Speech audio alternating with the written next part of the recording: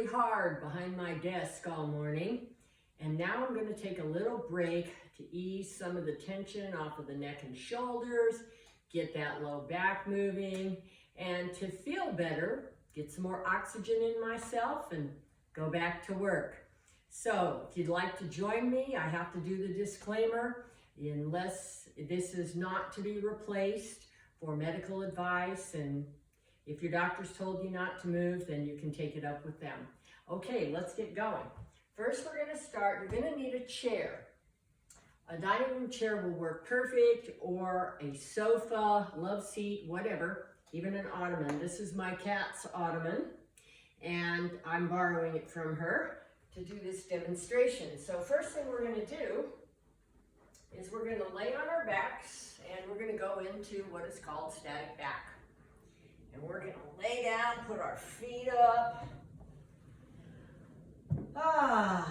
Make sure your bum is right up against something. If you have a chair, just make sure that your hips and knees are at a 90-degree angle. You don't want to be back here, because if you are, you'll notice your back comes up off the floor. I don't want you back on the floor. We want it nice and flat. Now you're going to put your hands out about 45 degrees from your body, and I want you to just kind of take notice as to whether or not are both hips flat on the floor, is your back flat on the floor on both sides, and your shoulders. So take a second to find out about that. Then we're going to go over a little bit of breathing, and then we're going to start. So what I'd like you to do is take air into the deep abdominal wall, and you can breathe in through your nose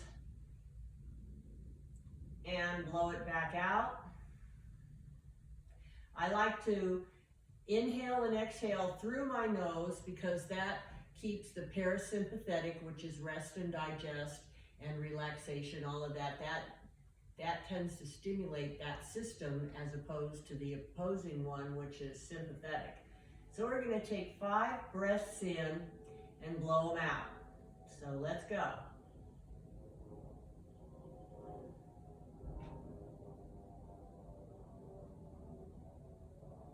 Try to really expand your lungs down in the sides here and take that air right into that deep abdominal wall.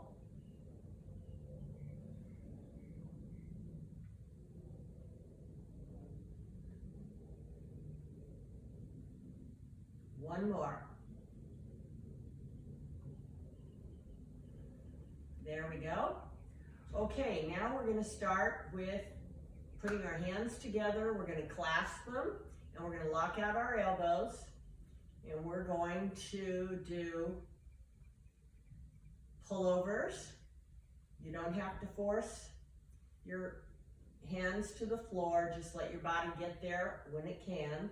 Make sure that the elbows are locked out. You don't want to do it like this. You want those elbows locked out. I realize in photography they look like they're not locked out, but I have my elbows locked out.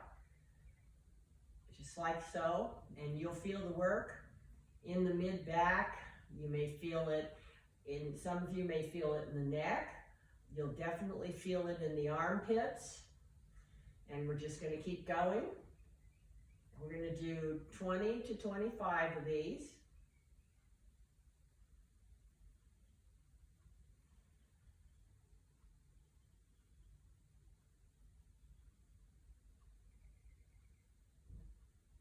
There we go. I hope you're counting because I'm not. I'm not a rep counter. You'll notice that you're getting a little bit more range of motion when you do this. Again, do not force. Just let it happen. Another little clue is when you come down this way, take that breath in and blow it out as you come up.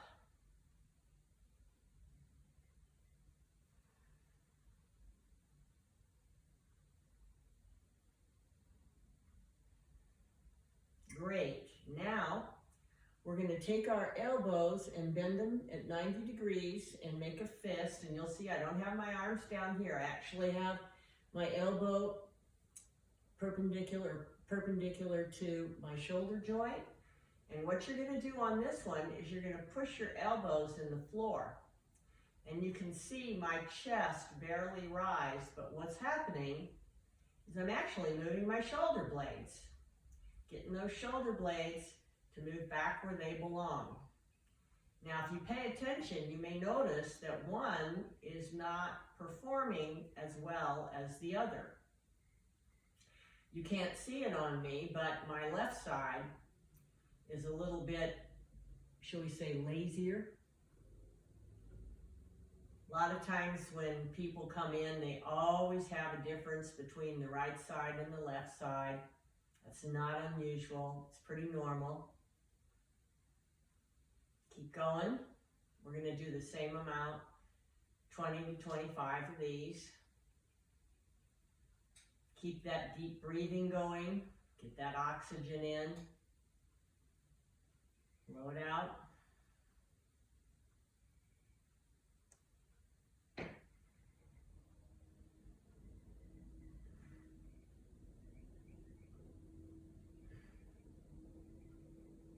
You may notice that your shoulder blades are starting to move a little bit more now. Great. You should be around 25 now. Like I said, I'm not a rep counter. Okay, great. Now I'm going to have you can put it on pause if you have to. I want you to get a couple of decorator pillows. This is a block. You can buy these on Amazon Prime if you want to message me. If you don't remember this name, Pain Free at Sea. They're blue with handles on them, but these are the small blocks. Otherwise, if you don't remember, just message me and I'll send you a link to that particular site. Now, what you're going to do is leaving your hands. You can either leave your hands up like this, palms up, or if you're someone that's kind of tight, you can put it back here like this. And you'll feel that, especially if you're tight, you're going to feel a lot of tension in here. I like to do that because I generally have a lot of tension in there. So to me, I'm getting the 2-for-1 out of this exercise. And what we're going to do is you're going to squeeze your knees and you're going to press against this pillow or block. And we're going to do 3 sets, and we're going to do about 60 of these. You want to pay attention and notice if one side is working more than the other. Make the side that's weaker work as hard as the stronger side. So keep going. You should have hit your first 20. Don't go through like that. I mean, really press. Use about 50% of your strength. Should be well onto your second set now. If you find that you're getting tired or weak, or you notice that one side is weaker than the other and you need to take a break, take the break. Put this on pause and then finish up.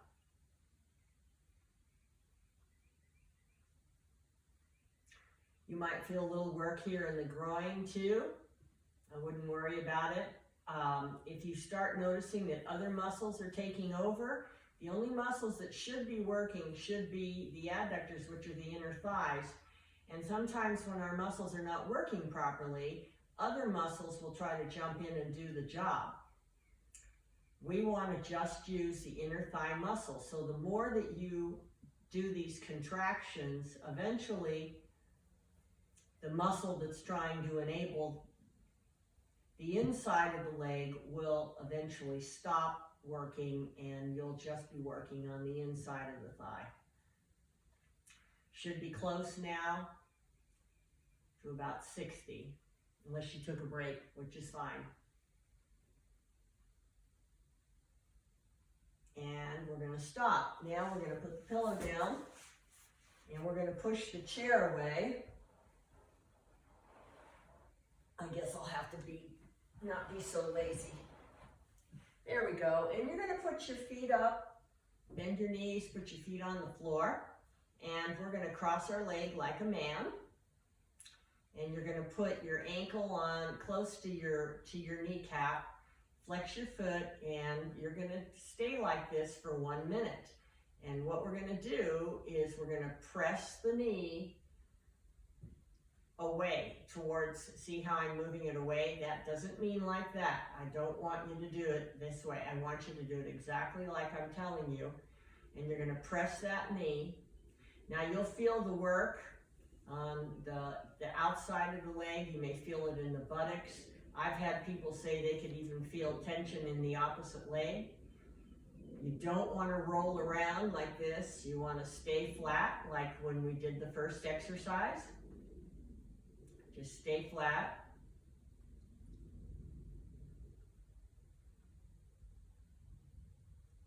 Keep pressing that knee. It'll start to open up, the muscles will start to release, and if they don't worry about it. If you're exceptionally tight in this exercise, I would probably do 2 minutes on each side. I'm doing 1 minute for the sake of teaching. Okay, now we're going to change sides. That 1 minute is up, and we're going to go ahead and get into position for the second one. And same thing, flex the foot. Make sure you're flat on the floor and push the knee. Don't bounce it. Just push it away as far as it'll let you go for now, because it is going to loosen up. And you'll notice that it feels different from one side to the next. That's not uncommon. Just keep breathing. Don't let any of your stomach try to do the work. Just only work should be done in pushing the knee away from the body.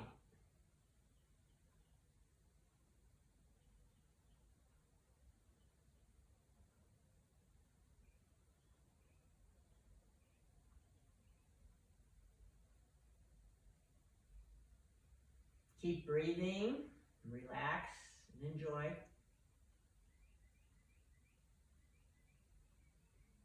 Okay, now we're going to turn over, and we're going to get on our hands and knees on the tabletop position. And when you do this exercise, you're not going to move your legs like this. You're going to move only from your spine to your head.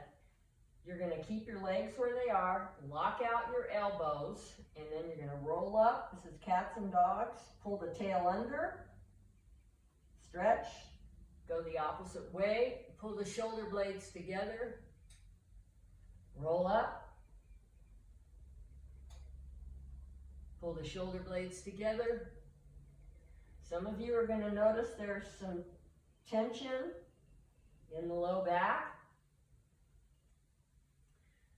Probably because you're not used to moving that spine, and it wants to move, trust me. When it gets stuck, that's when you start having low back pain, and neck pain, and shoulder pain. All sorts of things happen when that spine is not working like it should.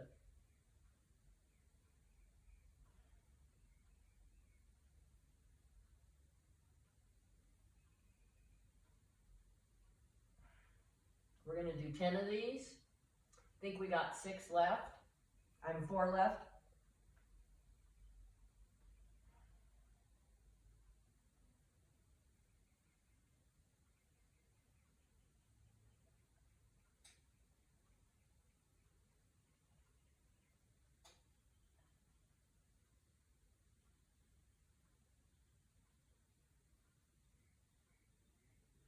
There we go. Now we're going to do one last one. Cross crawl. This is for the hookup. We want to hook up the upper and the lower body. So we'll lay flat. And what you're going to do is you're going to raise opposite arm and leg. And if you watch me, 1, 2, go ahead and jump in. We're going to do 20 of these. 3, 4. You may notice when you put your arm back to the floor that you can feel a lot of tension and you're tight in that shoulder. It's a good indicator that you need additional range of motion and you're tight in that area. And that can have a huge influence on your neck. Keep going. I think we're close to 10.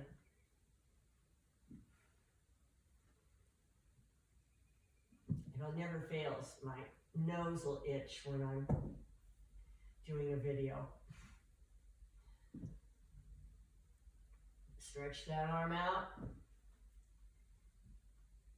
This is called cross crawl.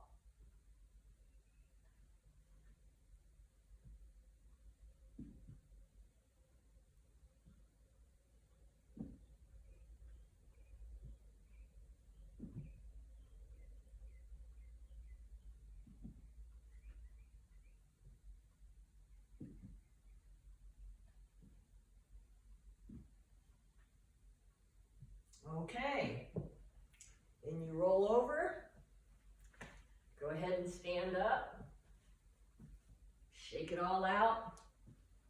I like to march in place, kind of reboots everything. About 20 times. And there you have it. If you're someone that has joint pain, any type, sciatica, back pain, neck pain, knee pain, ankle pain, plantar fasciitis, anything like that, postural therapy can help you out. So this is a little window into what we do. And this is a nice little break, especially if you've been sitting behind a desk or sitting on your couch. I hope you enjoyed this. And